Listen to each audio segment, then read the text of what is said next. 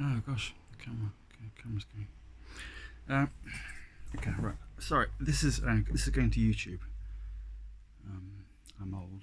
I know I'm technically minded, but oh gosh. Okay. Hi, honey.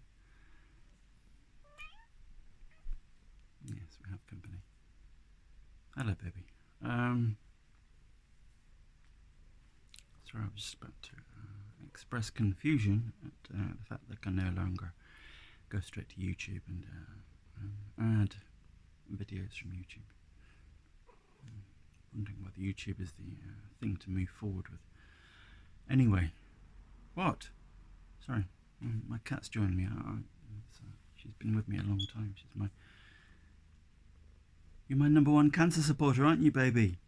Yeah, this is Victoria. She's a wonderful cat.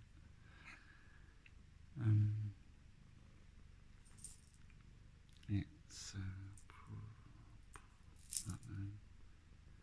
the big hand points to the 3 and the little hand points to the 3. It's 15:15. Is it? Oh, it's 15:15. Yeah, you can see it quite. It's upside down. 15:15.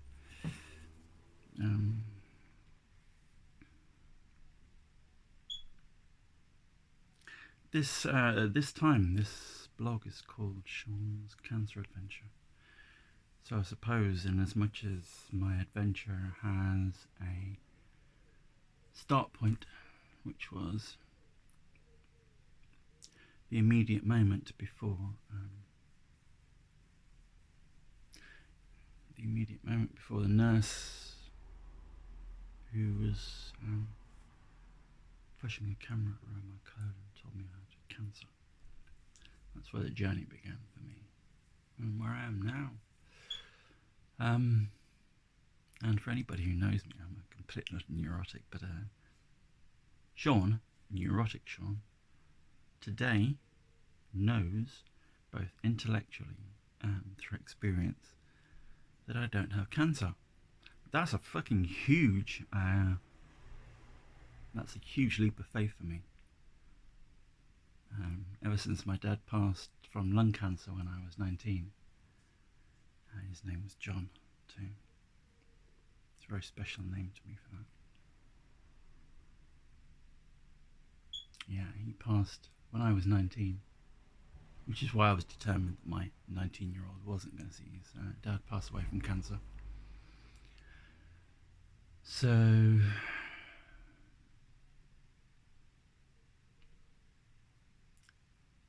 this is probably the first Sean's Cancer Adventure specific type video that will be recorded, and these videos are going to go on for a long time. I don't know what this channel's going to change to. I've got lots of agendas and lots of things going forward. I've got a lot to say after a cancer treatment. The only thing that's going to stop me from saying things about cancer treatment and about oncologists and about pharmaceutical companies in general, about allopathic medical treatment, about the current models of cancer treatment, about the complete denial about any link between the mind and the body, Cartesian duality. It's the thing that kills so many people every day. The complete denial that there's any link between the body and the mind. Wow. Western medicine. Fuck you.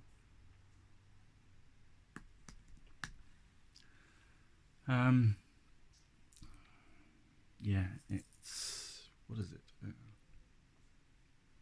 It's now 15:19. The date. What the hell? What's the date? Cat? What is the date, honey? Wow. Yeah, what is the date?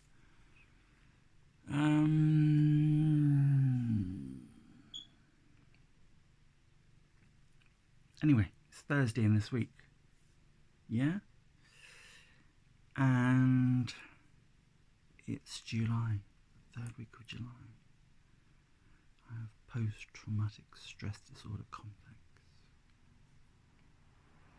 It's not unusual for people who've had cancer to get post-traumatic stress disorder.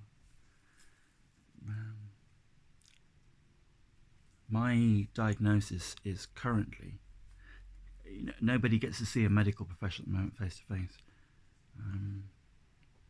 This is 2021. This is where all this is where you ring up, and if you're the recorded message says, if you perceive your situation to be life-threatening, ring 999. What do you perceive to be life-threatening? Over the weekend, I couldn't breathe.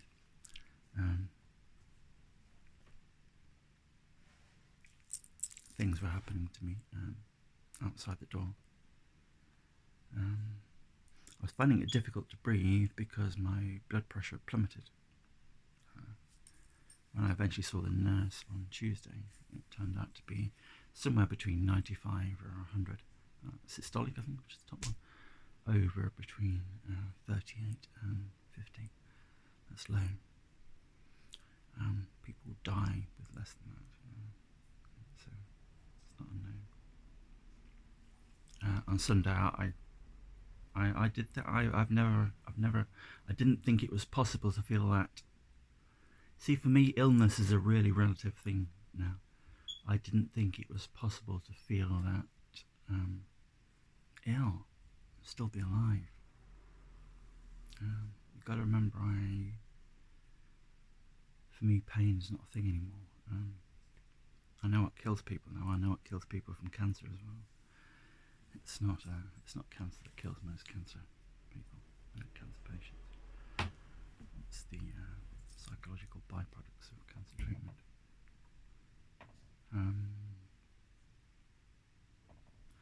I still have a job. I still have an employer. Unfortunately, and this is where it starts to get really horrible and nasty.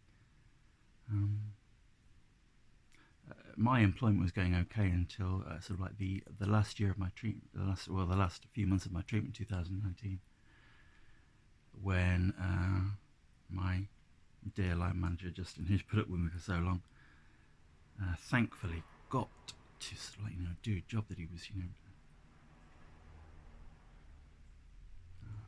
that's a whole different story. This is going back too far.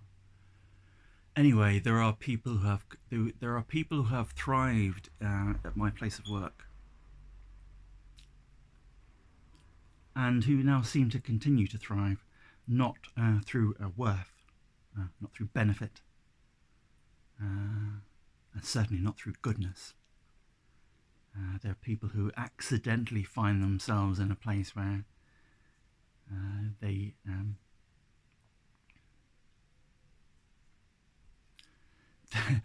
like lubricants. This is the problem. Lubricants are great, but the thing is, don't ever promote lubricants to a place of worth, because lubricants can't discriminate. They're useless for that, and that is why I'm now. I've spent the last 2 weeks with a very wonderful barrister, and it's a horrible thing to say. I'm going to go to war with an employer that I've loved for 16 years. But it's not an employer, it's really one or two people who've built their own little kingdom. And yeah. Satan, your kingdom must come down, as Robert Plant would say. Robert Plant? Amazon. Play Satan, your kingdom must come down. Here's Satan, your kingdom must come down, by Justin Johnson, on Amazon No, Music. not Justin Johnson, no. Amazon. Play Satan, your kingdom must come down, by Robert Plant. Here's Satan, your kingdom must come down, from your library, on Amazon Music. Apparently it's in my library.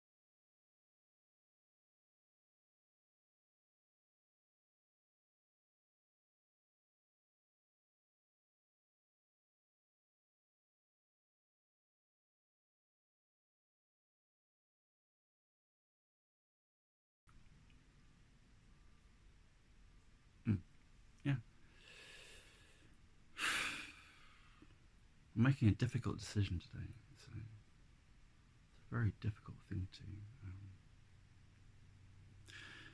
It's a very difficult thing to realise that people you've put your trust in the past are quite prepared to stab you in the back and kick you in the head when you're down. Okay. And it's not something that can be allowed to happen. If you did think it would be allowed, yeah, no, it's not going to happen.